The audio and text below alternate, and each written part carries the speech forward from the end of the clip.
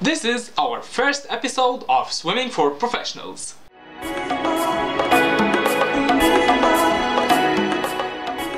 In our first wave of this series, the main point that I want to discuss is how one can reduce resistance, because frankly, this just might be your winning card. Here are the main points that we'll cover. Keep that scheme in mind, because it will help you to keep track of what's to come. We'll talk about drag, what it is and its types.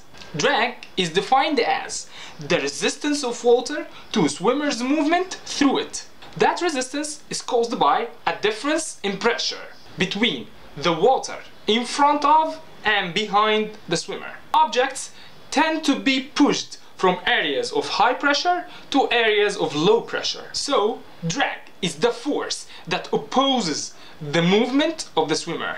There are two types of drag. Propulsive drag, which happens when you move your limb backward against the resistance of the water. Drag force is always exerted in a direction opposite to the direction of movement. So, when part of your body moves backward, it will create a propulsive drag force in the opposite direction, which is forward. The second type of drag, which is our main focus here, is resistive drag. That is the force that holds the swimmer back. Now, we'll talk about the types of resistive drag. The first type, as you can see, is formed drag, which is the product of both the space that swimmer's body occupies in the water and the shape of that body. The first item here is the body space, which comprises horizontal and lateral alignment. Horizontal alignment concerns the depth of the body. Lateral alignment refers to the space that body occupies from side to side.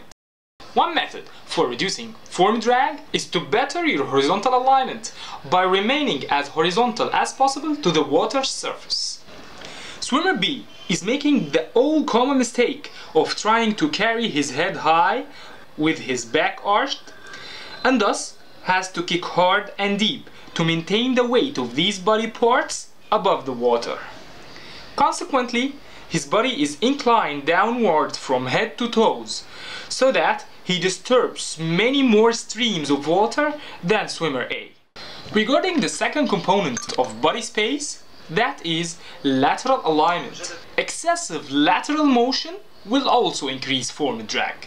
Body parts, particularly the hips and legs that swing laterally outside the water space occupied by the trunk, will cause swimmer to encounter more water and thus more resistance as they move forward.